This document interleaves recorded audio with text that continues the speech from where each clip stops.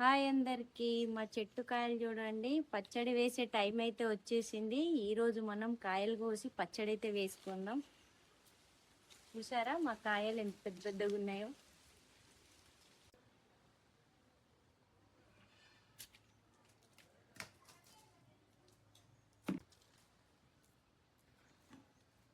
కాయలన్నీ కోసేసుకుందాం, కొన్ని మాగేసుకుందాం, కొన్ని పచ్చడి వేసుకుందాం.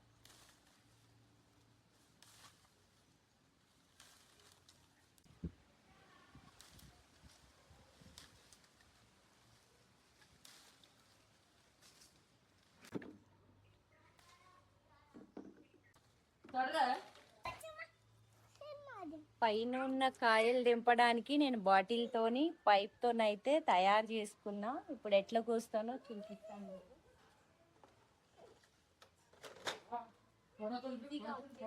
ఇట్లా కోస్తే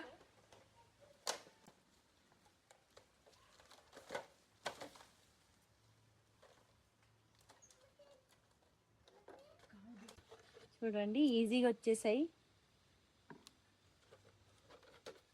చూడండి పెద్ద పెద్ద సైజు మనం మాగేసుకుందాం. ఇవి మాగాక మంచిగా జ్యూస్ చేసుకొని తాగొచ్చు. పెద్ద పెద్ద తీసేస్తున్నాను. ఈ కలర్ ఉన్నది.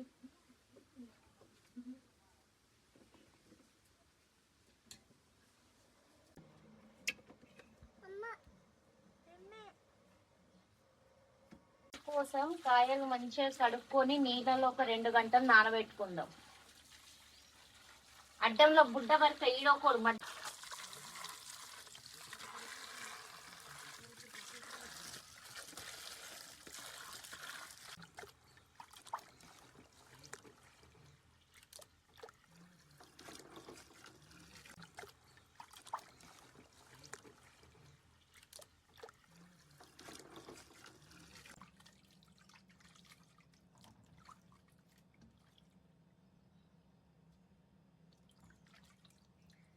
మంచిగా కడిగేసుకొని పక్కన పెట్టుకోవాలి తీసి.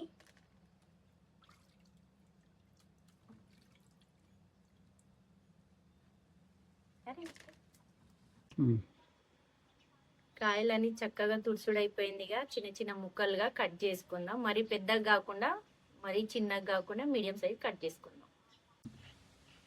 60, 65. మా ఆయన అయితే కాయలు కట్ చేయడం స్టార్ట్ చేసిండు.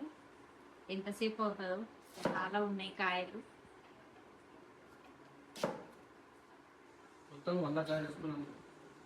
మేమైతే కొలతకి 100 కాయలు తీసుకున్నాం పచ్చడి కోసం అని.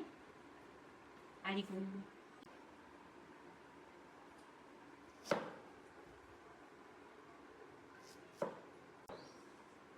పుల్లగా ఉన్నాయా తీయగా ఉన్నాయా?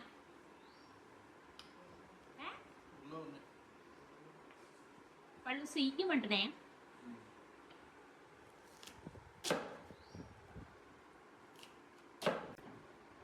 చూడండి మా ఆయన కాయలు కట్ చేస్తున్నాడు. మేమైతే 100 కాయలు తీసుకున్నాం పచ్చడి కోసం.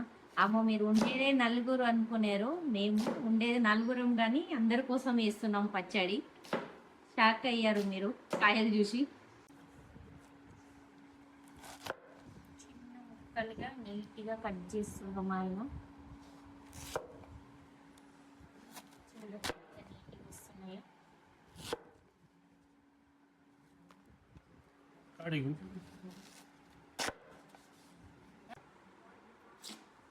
నాకు కట్ చేయాలనిపించింది కాబట్టి మా ఆయన కొద్దిసేపు పక్కన జరుగు అని చెప్పేసి జరిపేసి నేనైతే కట్ చేస్తున్నా. కొద్దిసేపు కట్ చేయడానికి బాగానే అనిపిస్తుంది. ఓ 100 కాయలు కట్ చేయాలంటే చేతికి లాగేస్తుంది. ఒక 10 కాయలు కట్ చేస్తా అంతే.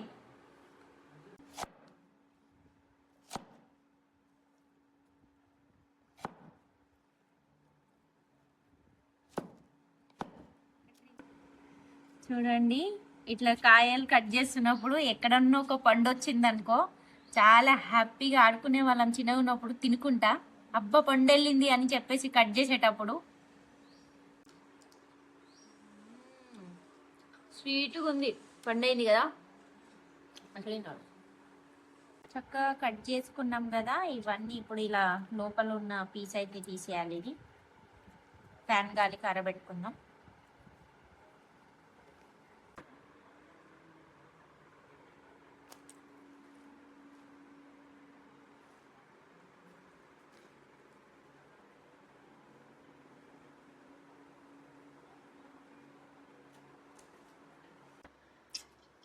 పచ్చడి కోసం ఆయిల్ వేడి చేసుకుందాం. తాలింపు కోసం మెంతులు వేసుకుందాం. ఇలా గోరువెచ్చగా ఉన్నప్పుడే కొంచెం శనగపప్పు,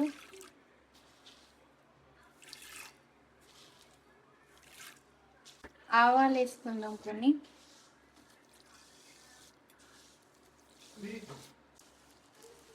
కొంచెం జీలకర్ర, కొంచెం ధనియాలు వేసుకుందాం. అక్కడక్కడ పంటికి కొన్ని నువ్వులు వేసుకుందాం. టేస్ట్ బాగా వస్తుంది నువ్వులతో.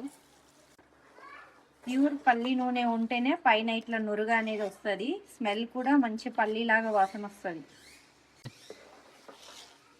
చూడండి గోల్డెన్ బ్రౌన్ కలర్ అయ్యాయి కదా. ఇప్పుడు కొంచెం ఎండుమిర్చి కూడా వేసుకుందాం ఇందులో. స్టవ్ ఆఫ్ చేసుకొని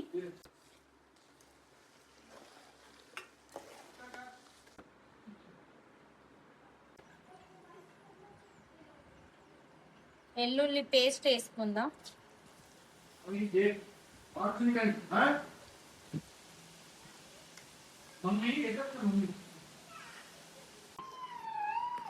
చూడండి వెల్లుల్లి వేసాం కదా. స్టవ్ మీద వేస్తే ఆయిల్ మొత్తం కిందికి వచ్చేస్తుంది. స్టవ్ ఆఫ్ చేసి కిందికి తీసుకొచ్చి మంచిగా వేయాలి ఆయిల్లో, అయితేనే బాగుంటుంది. చూడండి దీంతో మెజర్మెంట్ చేసుకుందాం మనం. దీంతో 4 ముక్కలు అయితే 1 కారం వేయాలి, 1 ఉప్పు వేయాలి. కరెక్ట్ కొలతతో సరిపోతుంది దీంతో.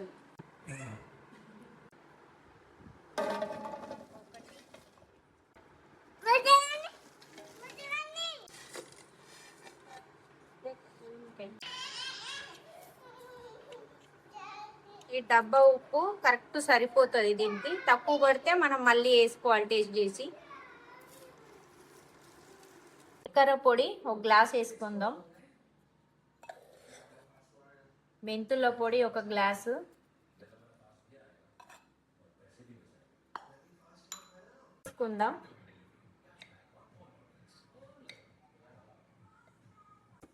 ఒకటి కారం, 4కి 1 కారం సరిపోతుంది.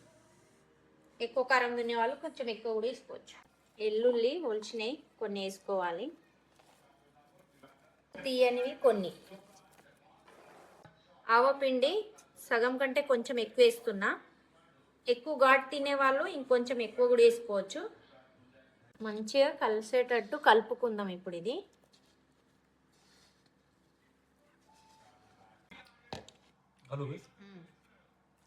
ఆయిల్ చల్లగా అయితే కదా, ఇప్పుడు వేసేసుకుందాం పోపు ఇందులో.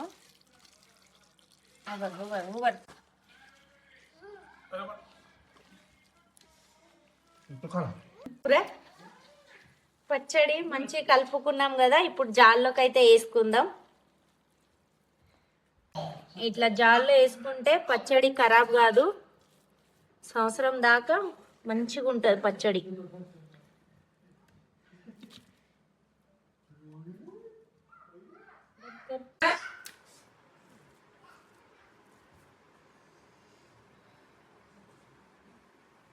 జాల్లో